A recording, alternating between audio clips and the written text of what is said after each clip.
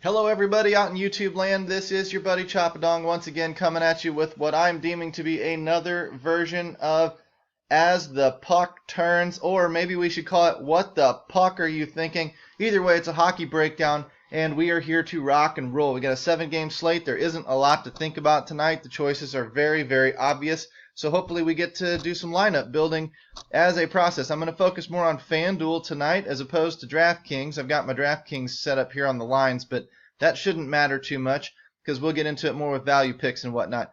If we look first at Pittsburgh and New York, I'm focused only on 4-week scoring at this point. Shots on goal is nice, but I'm picking out some trends, and there are just some very, very obvious spots tonight. This game with a 5.5 total could go either way. Pittsburgh's your top scoring offense still in the league, although they've lost their last 4 in a row. It's not a good sign. They're still putting up some goals, though. They own the head-to-head between New York and Pittsburgh with an 8-2 record. Pittsburgh also allows the 7th most points against, so that bodes fairly well for New York. Am I all in on this matchup? No. Both goalies do allow some goals, so we could get some kind of a shootout tonight, but I'm still going to temper my expectations because this still is not just the best matchup of the night. If we drift over into the New Jersey and the New York Islanders game, much the same situation, except we've got a little weaker offensive team in New Jersey. As far as New York, the Islanders are concerned, they give up the 3rd most points. That does give New Jersey a little bit of a boost, but New Jersey has nothing to play for lately. They're showing it. I think these guys have checked out. They lost whatever it was, 12 games in a row back a couple of weeks ago. They won a game to break that streak, and now they've gone back to losing 4 in a row. I just don't think they give a crap. When you look at Kincaid, it's a backup. Hello. When you look at Yaroslav Halak, though, Halak has allowed 3+ goals in his last, 7 of his last 10 games. So, there could be some goals scored here, but I'm not exactly sure. I don't mind top line of Lee, Tavares, and Bailey. I'm a big fan. Andrew Ladd's another one that that I kind of roster when I can, and Palmieri over here on the Devils side. But I probably won't be playing much of that game tonight, regardless, because it's just not as good a spot as we're going to get to. Columbus and Chicago. There's no line on this one. When you look at the backup goalies here, what would you say his name? Corpusalo or whatever? He's not a terrible goalie. He's not great, but he's not terrible. His goals against are not bad. Crawford, Corey Crawford does allow some goals, so this isn't a safe matchup for your goalies. You would be taking offense out of this game. You might take a Dennis Savard off of the defense of Columbus, and that's kind of about it other than tournaments and whatnot. But Savard's been playing like dirt lately, so to be honest with you, I don't want any of Columbus at all. Chicago, yeah, your Panarin, your Kane line, those guys have really lit it up. Taves, Panic can score a little bit. These guys aren't as hot as the second line. Whatever. If you want to take some of those guys, that's fine. You should have them on your radar. I don't think they're must rosters tonight. You jump over into San Jose and Calgary. Now we're starting to get into lower total games, so, thumb down. Calgary's been not that great lately. They're 6-4 in their last 10, so they're coming back to the 500 mark. San Jose's been awful. They're 3-7. While Aaron Dell is not a terrible goalie, he's not great. And Brian Elliott's the same lately. Brian Elliott is all of a sudden allowing some goals again. He's not the shutdown goalie he was for a 2 or 3 week stretch. So that's ended. Some of the value guys out of this game, there really aren't any on the San Jose side, in my opinion. Over here on the Calgary side, Ferland's okay, but I don't want a piece of any of these guys either. That 5 total and the Sharks being just crappy lately, there just isn't much there. I don't care. The games that I'm focused on here are St. Louis and Colorado, obviously. Here's part of the reason why, though. St. Louis, the -223, and that is trending up. So that's a good sign. Jake Allen is 4-1 in his last 5. He's 8-2 in his last 10. He's a shutout candidate every night. Colorado's the worst scoring fantasy point team in the league, so the shutout's a real possibility. You got the 5 total. Vegas actually supports it. Vegas is really slanting these goals over here to St. Louis because lately Picard has given up he's lost his last 5 starts, and his goals against are 4-3, 4-3-5. St. Louis does not score a lot, typically, but lately they've been better. If you look at St. Louis, they were down in the 20s as far as, offensive scoring, that running 4-week average that I like to look at. It's come way up the past week or so, which means there's about 3 weeks of really good numbers in there for St. Louis. They are now ranked 12th in the league. They're above average, where the whole year they've been down in the 20s. All of a sudden, they're rising offensively. Are they a powerhouse? Probably not.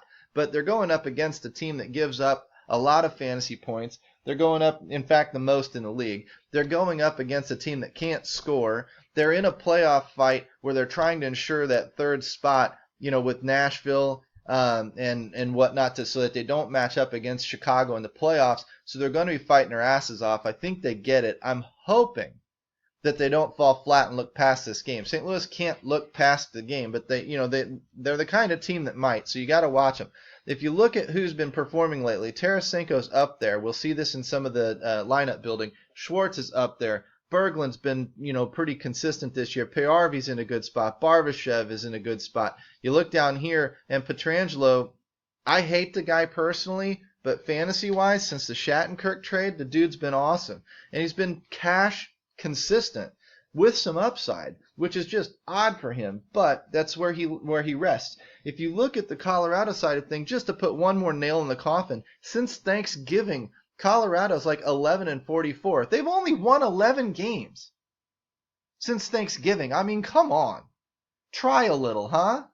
That kind of shit, that should get coaches fired. Should get GMs fired. But anyway, it's a Stan Kroenke team, and if you know I'm in St. Louis, you know how I feel about Stan Kroenke, so whatever. They can just go screw themselves. When you look over here at the LA and the Vancouver game, again, it's not a game I'm focused on. Vancouver plays a little bit better at home. Ryan Miller does suck, so maybe there's something here. There is value over here with the way Muzzin's been playing. Gaborik's been, okay. Iginla's been okay for a cheap punt. So, you've got a little bit of one-off potential here, but I'm not going to get too heavy on this game. I'm not taking Jonathan Quick.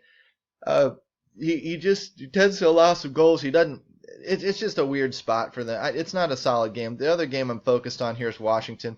Washington against the Yotes out in Arizona. Minus 260 favorite. Braden Holtby, honestly, is not as safe as Jake Allen. Okay? He's been giving up some goals lately himself. He's won 5 in a row, but his goals against are a little more up and down. Jake Allen is on a shot suppression team, a point suppression team that is playing the best defense of the year so far, and you don't need to live in St. Louis to know how they've turned that around since the coaching change between Hitchcock and Yo. So that's your safe cash goalie. Holtby, maybe a little more returney goalie. If you don't really like him, I guess that's okay. But over on Draftkings, there's a significant pricing, or on Fanduel, there's a significant pricing difference. And since we're focused there, let's jump over here with the last half of the segment here. The Colorado, or the Arizona Coyotes, I will also add, Mike Smith has been brutal. Mike Smith has lost his last 6 starts, and he's given up 3 goals plus in 5 of his last 6. And if you remember, I've been talking about Washington starting to come up a little bit in terms of, climbing back up into the points. They're like 11th. St. Louis is 12th. They're 11th. Coyotes have not they tend to give up some points, and the Avalanche tend to give up some points. These are your 2 teams to focus on tonight, Washington and St. Louis. You fill in everybody else with some one-offs. This is the way it should go. Of course, we know when things stick out like just big red flashing lights, typically we screw up, things go oppo, and we're done for the night. But law of large numbers suggests these 2 teams are trending upwards and are in phenomenal spots tonight. I'm not looking anywhere else for any kind of a stack or anything, and I don't think you should either. If we jump over to the trends and the points and who we're trying to look for in some of these guys as we go, I'm going to jump right in to building the lineup. Here's what I'm looking at. When I look at the goalies, Braden Holtby's tops on the slate, 9,500. He is not as safe as Jake Allen. That's a $600 savings. That's significant. Just pencil Jake Allen in. Go all in on him tonight. Be done with it. Hope it works out. But the 600 is significant, and there's no other goalies in here that I'm trusting or touching. If I look at my lineup here, this is kind of an all-value lineup. We'll look where we can upgrade. The first couple of spots I would look to upgrade would probably be down here at defense. If you really want to get into it, Mayfield's okay for a cheap guy. Dahan is okay for a cheap guy. The thing that I would do tonight, if I go over here to the St. Louis game, Even though Tarasenko and Schwartz are in pretty good spots, I would take Schwartz for cheaper, and I would take Patrick Berglund. Berglund serves on the power play 1. Don't let this fool you. Berglund is pretty cheap. Schwartz is pretty cheap. You got those 2 lines covered, and you're into the power play on the same unit. If you needed to save some money, and we'll see how it goes, you could play a Payarvi, possibly even a Barbashev. They're in that good of a spot tonight. But I would run Schwartz, Berglund, and Pietrangelo as my core tonight if it was me. So let's take out Don and let's put in Petro. So I've got Berglund, Schwartz, and Pietrangelo in this lineup. I've still got 11-2 remaining to start upgrading. If I want, I can start floating around. Shattenkirk's in a good spot. Jake Muzzin's in a good spot. So if I take out Mayfield and I throw in Shattenkirk because Washington's also in a good spot. If you look, Shattenkirk's on a little bit of a point streak lately. So what we're going to do is we're going to focus, looking at this game log. And if I compare, these two together, once this pulls up, he's above the 10 mark. What I need out of him is about 10 to 12 points for cash on a consistent basis. I'd like to see 15, 16 points. So when I cut down into his game log, I'm looking for, say, 12. 1, 2, 3, almost 4. 4 of his last 5 games, and he's up in above that 15-point range. Shattenkirk's on a roll. He's maybe starting to figure it out. In a good spot for Shattenkirk tonight. If I wanted to pair him with somebody, I might look up towards a Nicholas Backstrom, somebody like that. So when I go into the Washington game to do my upgrading, I'll probably take out Payarvi on a wing. I don't think that I can put in, well, I can. If I wanted to, I could put in Ovechkin. Damn, that's actually kind of nice. If I take out Cullen, can I fit Backstrom? No, almost though. I'm really, really close. Where can I save $200 if I needed to? Well, Gensel's not in there. He's day to day, which he's slated to come back, which is okay. But again, it's just not one of those areas I'm really looking to really capitalize. So if I throw Backstrom in there, so I've got Backstrom and Ovechkin, this could be a lethal lineup. I got 4,400 left for a wing, so I'll take them from just about anywhere. I may go back into St. Louis for Payarvi and leave 1,100 on the table. I think that lineup is actually that strong so far. But Ladd, not bad. Perron, Iginla, well, I've already got him in there. Yeah, my goodness. Let's check Ladd's game log. This isn't terrible.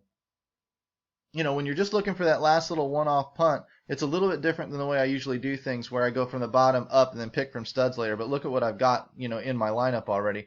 I check his game log. I need about 8 points, 9 points out of him with potential to about 12. I'm not getting it lately, but 1, 2, 3, 4, 5, 6 out of about his last 12 games. But I don't like that the history's all back here. If this was a tournament, I'd say what the hell. But being that it's cash, I probably won't. I could look at Landeskog since, well, I can't run him against Jake Allen. Damn it. You get the point here. You guys can go searching and filling that in. But if you can find a way to make this work out tonight and get, a couple of St. Louis guys, a couple of Washington guys in there, you've got yourself a pretty cash-safe lineup. I don't mind running 2 or 3 against, Chicago would be not a bad place to look for that wing, for that cheap wing. But I've got to drop all the way down to these guys, so that's not even going to work. I can't even get Marian Hossa. So, I can drop down in defense again, pick up some value there. I could run a Payarvi, like I said, and kind of be done with it. But then I've got 4 blues. It's a little heavy on the blues. It's just there's a couple of options here left. But, guys, play around with it, massage it. If this is your core here tonight, I really like it. So, anyway, follow me on Twitter at Chapadong. Jump into the DFS Army, dfsarmy.com in the description there. Follow the link, become a VIP. Let's talk some more hockey. Guys, I'm out for today.